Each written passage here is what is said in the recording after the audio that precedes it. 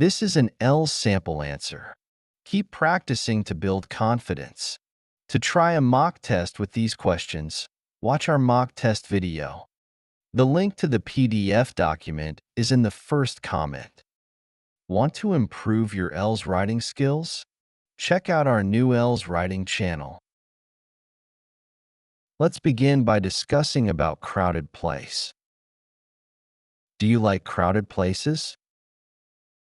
Not really. I prefer quieter places where I can relax.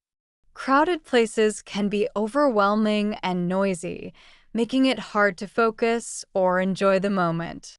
However, they can be exciting for events or celebrations. How do you feel when you go to crowded places?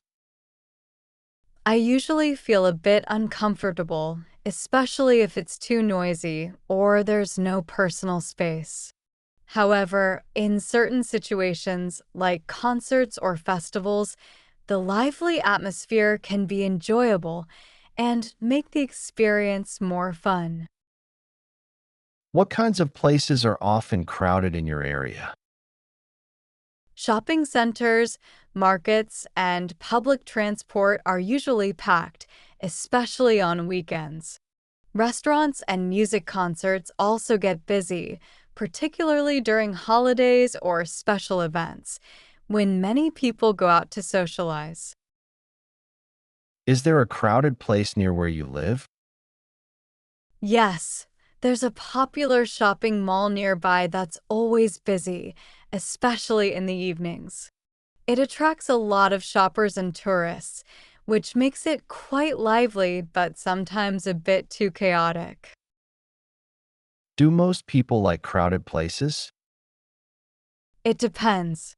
Some people enjoy the lively atmosphere and energy of busy places, while others prefer quiet environments. Generally, people might like crowds for social events, but avoid them when they need peace and relaxation. That's the end of part 1. Now we are going to move to part 2. In this part, you will have 1 minute to prepare and then speak up to 2 minutes. Describe a habit your friend has that you want to develop.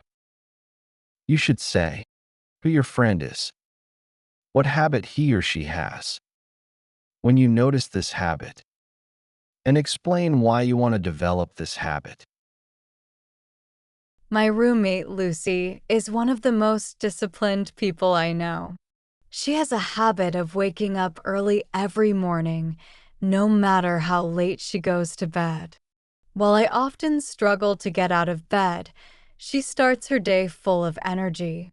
She wakes up at around 6 a.m., goes for a short run, and then enjoys a quiet breakfast before heading to work. I honestly find it so impressive because she always seems so refreshed and ready to go. I first noticed this habit when we started living together last year. At first, I thought she was waking up early for something special, but I soon realized it was part of her daily routine. Even on weekends, when most people sleep in, she still gets up at the same time. What's even more surprising is that she never looks tired or complains about lack of sleep. Instead, she seems more productive and in a better mood throughout the day. I want to develop this habit because I often struggle with mornings. I tend to stay up late, which makes it hard to wake up early and feel refreshed. On days when I do wake up earlier, I notice that I have more time to prepare for the day and I feel less rushed. I think having a consistent morning routine would help me feel more organized and focused. Waking up early would also allow me to enjoy some quiet time before the day gets busy.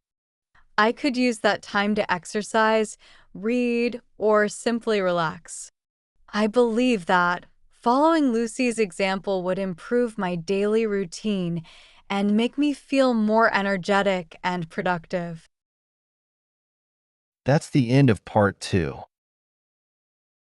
Now we are going to move on to part 3.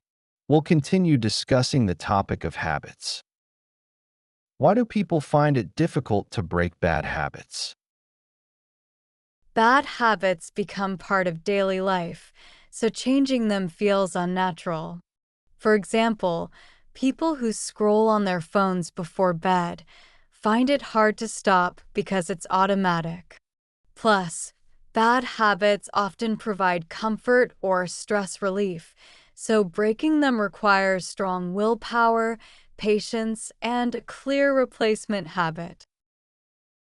How can developing good habits improve a person's life? Good habits make life healthier, more organized, and less stressful. For instance, exercising regularly boosts physical and mental health, while reading daily expands knowledge. Even small habits, like waking up early or planning your day, help you stay productive. Over time, these habits create a sense of discipline and a more balanced lifestyle. Do you think habits are influenced more by family or society? Family has a bigger influence because habits often start at home. For example, if children grow up in a household where reading is encouraged, they're likely to enjoy books.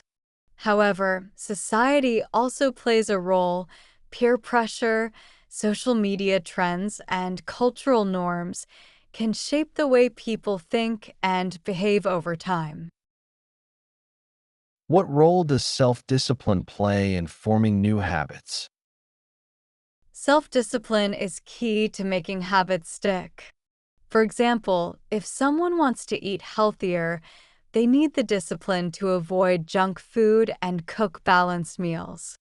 Without it, motivation fades and old habits return. Sticking to a routine, even when it's hard, helps turn new behaviors into lasting habits.